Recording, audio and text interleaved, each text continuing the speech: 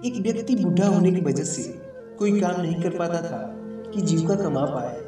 न जाने किन कर्मों की वजह से आज उसका ये हाल था कि वो रोज घर घर जाकर भीख मांगकर गुजारा करने पर मजबूर था।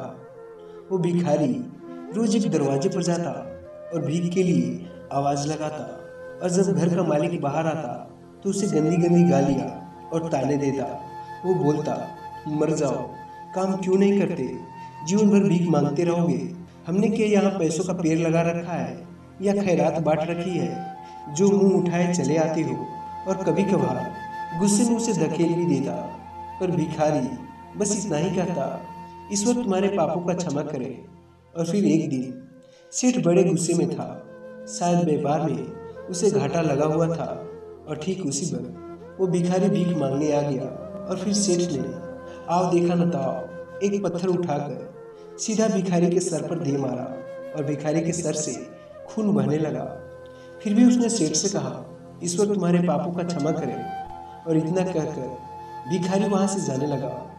सेठ का थोड़ा गुस्सा जब कम हुआ तो सेठ सोचने लगा, मैंने उसे पत्थर से भी मारा पर उसने मुझे दुआएं ही दी। इसके पीछे क्या रहस्य है, जरूर इसकी लाइफ में कुछ तो घटना हुई है, ये मुझे जानना पड़ेगा।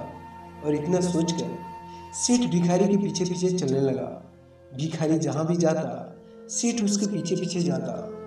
कहीं कोई उस भिखारी को कोई भीख दे देता तो कोई उसे मारता, जलील करता और गालियां देता।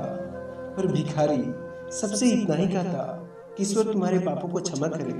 और अब अंधेरा हो चला था। भिखारी अपने घर लौट रहा था। सेठ भी उसके पीछे पीछे चला आ रहा था। और भिखारी जैसे ही अपने घर लौटा, एक टूटी फूटी खाट पे एक बुढ़िया सोई हुई थी जो भिखारी की पत्नी थी। और जैसे ही उसने अपने पति को देखा, वो उठ खड़ी हुई और भीख का कटोरा लेकर देखने लगी। उस भीख के कटोरे में मात्र एक आधी बासी रोटी थी। और उसे देखते ही बुढ़िया बोली, बस इतना ही और कुछ नहीं, और ये आपका सर कैसे फूट गया। फिर भिखारी बोला, हाँ बस इतना ही, किसी ने कुछ नहीं दिया, सबने गालियां दी, पत्थर मारे, इसलिए ये सर फूट गया। और फिर भिखारी ने कहा, सब अपने ही पापों का कर्म है। याद है ना तुम्हें, कुछ वर्षों पहले हम कितने रईस हुआ करते थे, क्या नहीं था हमारे पास, पर हमने कभी भी किसी को कोई दान नहीं किया। याद है ना तुम्हें वो अंधा भिखारी। फिर बुढ़िया की आंख में आंसू आ गए और उसने कहा, हाँ, कैसे हम उस अंधे भिखारी का मजाक उड़ाते थे, कैसे उसे रोटी की जगह उसके बर्तन में कागज रख देते थे, कैसे हम उसे जलील करते थे, कैसे हम उसे कभी कभार मार और धकेल देते थे। अब बुढ़िया ने कहा, हाँ सब याद है मुझे, कैसे मैंने भी उसे राह दिखाने के बहाने अपने घर के बने नाले में गिरा दिया था। जब भी वह रोटियां मांगता मैंने बस उसे गालियां ही दी। एक बार तो उसका कटोरा तक फेंक दिया था। और वो अंधा भिखारी हमेशा यही कहता था कि तुम्हारे पापों का हिसाब ईश्वर जरूर करेंगे। मैं नहीं, आज उस भिखारी की बद्दुआ और हाय हमें ले डूबी है। फिर भिखारी ने कहा, पर मैं किसी को बद्दुआ नहीं देता, चाहे मेरे साथ कितना भी जाति क्यों न हो जाए, मेरे लब पर हमेशा दुआ रहती है। मैं अब नहीं चाहता कि कोई और इतने बुरे दिन देखे। मेरे साथ अन्याय करने वालों को भी मैं दुआ देता हूँ, क्योंकि उनको मालूम ही नहीं वो क्या पाप कर रहे हैं जो सीधा ईश्वर देख रहा है। जैसी हमने भुगती है कोई और न भुगते, इसलिए मेरे दिल से बस अपना हाल देखते हुए सबके लिए दुआ ही निकलती है। और ये सब सेठ चुपके चुपके सुन रहा था। अब सेठ को सारी बात समझ में आ गई थी।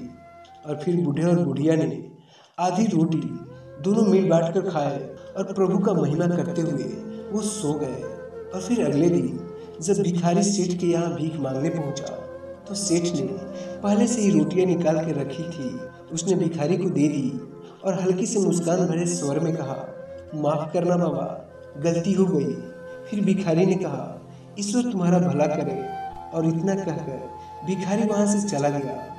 सेठ को एक बात समझ में आ गई थी कि इंसान तो बस दुआ बद्दुआ ही देते हैं, पर पूरी तो वो ईश्वर ही करता है, वो भी कर्मों के हिसाब से। तो देखा दोस्तों आपने कि कैसे हमारे कर्म हमें किस तरह की जिंदगी जीने पर मजबूर कर देते हैं।